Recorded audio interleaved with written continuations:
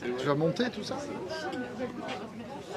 Bonjour Patrick Marie, une fois n'est pas coutume, je suis en direct de la Maison du Surf où il se passe toujours quelque chose toute l'année, surtout quand c'est ouvert. Et là je suis en présence de Franck Larrague qu'on ne présente plus car il a sa petite chaîne YouTube qui monte qui s'appelle Franck Larrague Interview, c'est ça. Et puis il va nous dire un peu peut-être dans son actualité ce qui va se passer sur YouTube et ailleurs. En tout cas ce soir nous sommes avec Franck parce que il expose en fait sa spécialité en tant que photographe, une spécialité de cercle, comment on peut appeler ça? Bonjour d'abord Franck. Bonjour. Bonjour. Alors spécialité, oui, je me suis imposé une forme, le rond.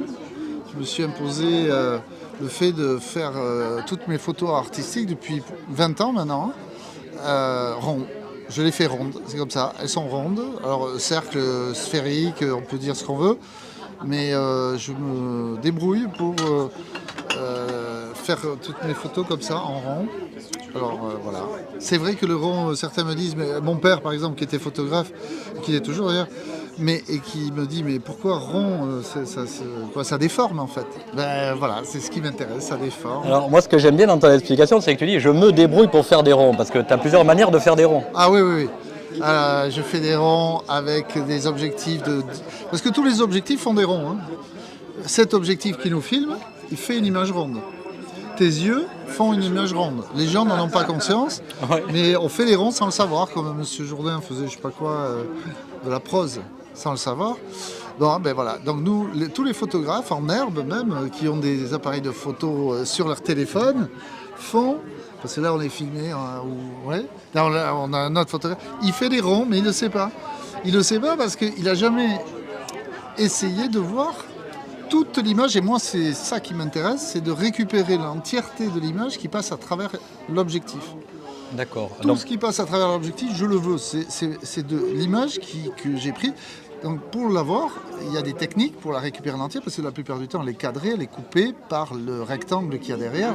Le rectangle, c'est-à-dire le négatif ou le capteur aujourd'hui numérique.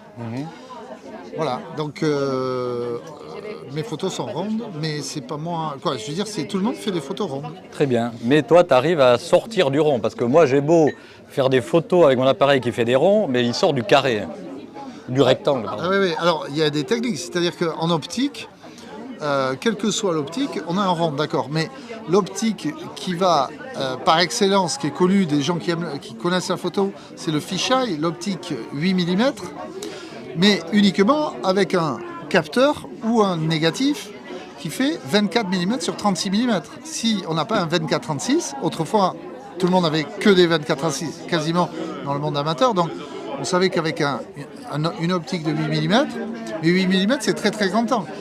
Et là ça permet de faire rentrer toute l'image dans le rectangle. Mais si on le fait avec un 100 mm, on va faire un rond aussi, mais pour ça il faut se débrouiller autrement, il faut réduire la taille de ce rond. Eh ben, il faut faire des réducteurs de focale. Il faut utiliser des réducteurs de focale. Bon, je rentre dans la technique. Bon, les amateurs de photos apprécieront cette explication technique. Mais nous, ce qui nous intéresse, c'est les ronds, c'est le bleu, c'est tout ce que tu y mets dessus, parce que tu es quand même photographe à la base. Hein. Tu fais pas que des bulles, tu fais pas que des ronds, tu es quand même photographe, donc tu as un œil. Hein, tu viens de nous dire que l'œil aussi fait des ronds. Mais alors, qu'est-ce que tu photographies qui mérite de rentrer dans un rond? Alors, tout mérite de rentrer dans un... Oh, il y a de l'ambiance, on est à la Maison du Surf. Regarde, on passe en direct aussi sur l'Instagram. Là, toi, tu n'y es pas en direct. Là, on est en direct sur très bien. Mon truc Instagram. Tu es filmé, donc. Bonjour. J'avais pas vu. C'est le chasseur chassé. Salut, tu vas bien? Merci de venir. Bonjour. Olivia, mon ami. Enchanté. Alors, on finit l'interview. Donc on disait que tout peut être utilisé. Moi je prends tout. C'est-à-dire que je pars du principe que je photographie Gaïa, la Terre. Mais Gaïa c'est pas réduit à la Terre uniquement. Gaïa pour moi et pour beaucoup de gens, D'ailleurs, c'est un nom qui vient de la mythologie grecque. C'est un mot qui vient de la mythologie grecque. C'est une déesse. C'est la déesse qui a enfanté tous les êtres vivants sur la planète, dans la mythologie grecque. D'accord. Et donc, dans d'autres civilisations, on appelle ça Pachamama. Dans d'autres endroits, les Indiens, ils appellent Pusha. Bon, et tout le monde, dans sa mythologie, a quelque chose une entité qui représente tout ce qui nous a enfanté. Donc la Terre, voilà.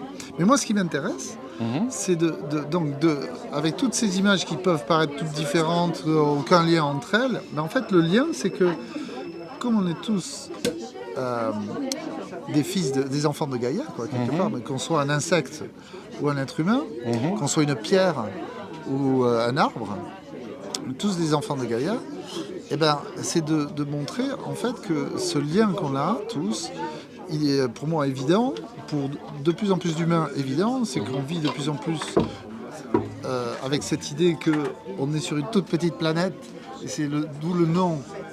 On va se mettre par là, comme ça. Voilà. Ça va et toi? Ouais, mais il faut voir avec Julien, merci. Oui. Il y a du passage devant la caméra. Alors tout le monde est venu avec quelque chose. Il y a d'autres verres, hein.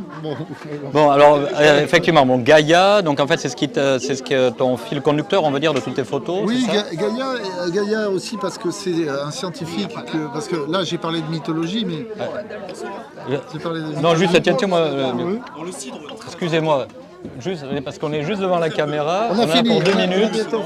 Voilà, et là il y a tous les gens. Tout le monde est en gros plan, et tout le monde est en gros plan, sauf Franck. Non, mais simplement, vous pouvez, je mettrai en ligne la petite bio explicative de mon travail. Mais, oui. Je fais un travail qui associe à la fois l'art, la science et la spiritualité. D'accord, mais donc le fil conducteur là, de cette expo, c'est ce que je suis en train de dire, voilà. L'art, la science et la spiritualité. Et donc le bleu, elle s'appelle Blue. Je rends hommage à ce peintre français qui s'appelle Yves Klein. D'accord. Et qui a fait tout un travail aussi sur l'unité. On se met par là parce que. À travers mes œuvres, on devrait, si on s'y penche vraiment, découvrir que, en fait, on est tous reliés. Voilà. En tout cas, tu as réussi, en tout cas ton coup pour ce soir. Beaucoup de gens viennent à ton exposition. Ouais. C'est beau en plus. Ouais, moi, j'invite. Et on peut dire que madame avec le foulard bleu, là, qui s'appelle Cécile. Oui, tiens, ne te tourne pas le dos, s'il te plaît. Oui, je tourne pas voilà. le dos. Voilà, et c'est Cécile. Et bien Cécile, approche-toi. Et la personne qui répond aux questions de tout le monde et qui prend, qui m'aide ce soir parce que c'est ma cousine. Je trouve que c'est ma cousine. Voilà. C'est ton impresario. C'est ça. Bon alors, est-ce que vous êtes contente du travail de Franck? Très très contente. Approchez-vous. J'espère le partager avec beaucoup d'autres personnes et que surtout ils les ramèneront chez eux. Ouais, voilà, c'est important. Hein. En tout cas, c'est très beau. Merci. Bon, Franck, j'ai très pris. Vous avez vu qu'il y avait du monde devant la caméra. Je vous laisse. Merci. C'était Patrick Marie en direct de la Maison du Surf. Une fois n'est pas coutume, il se passe toujours quelque chose ici. Quand c'est ouvert. Allez, salut, à bientôt.